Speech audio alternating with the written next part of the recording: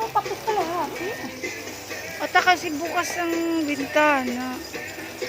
Ayan, mag-ano tayo muna.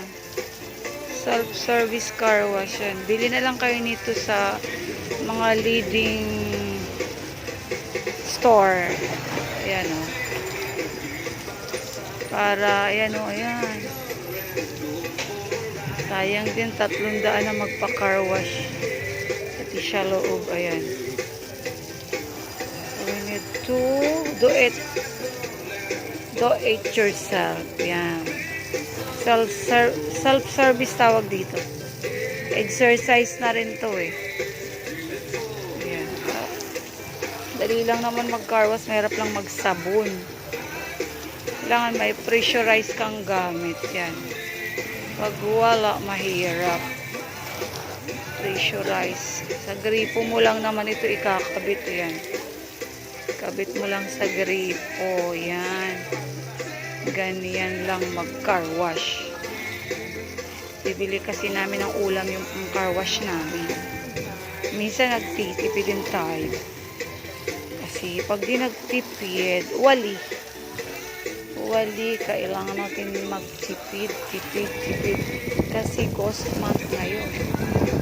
Mababa yung sales natin lagi pag August is a ghost month. Kaya we need to bagaw pa sa Bisaya higpit ko no sinturon ang bago sang kaarugan. Bagaw pa habang maigsi ang kumot mamaluktot sabi sa Tagalog. Yun na yun. Kaya self-service tayo. Ang pinapang car wash ko, pinapang laundry ko. Ayan. Kasi masama pakiramdam kaya di ako naglalaba, nagpapalaundry na lang muna.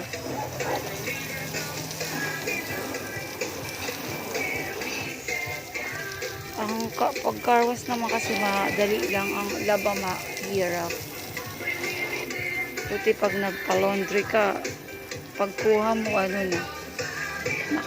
nakatiklop na. Ayan. Ayan. Dali lang mga dabber cuts, ganito lang. Para ka lang naglalaro, huwag mong isiping mahirap ang ginagawa mo. Masaya lang, may sounds pa kami, di ba? Pero tulong lang kasi mahirap. Ha?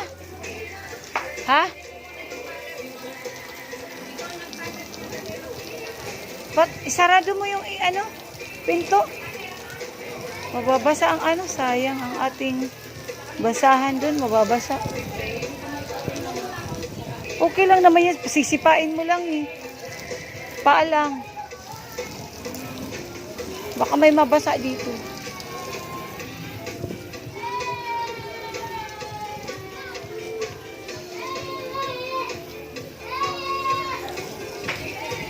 Ano ko muna dito baka may ayan kami tapos.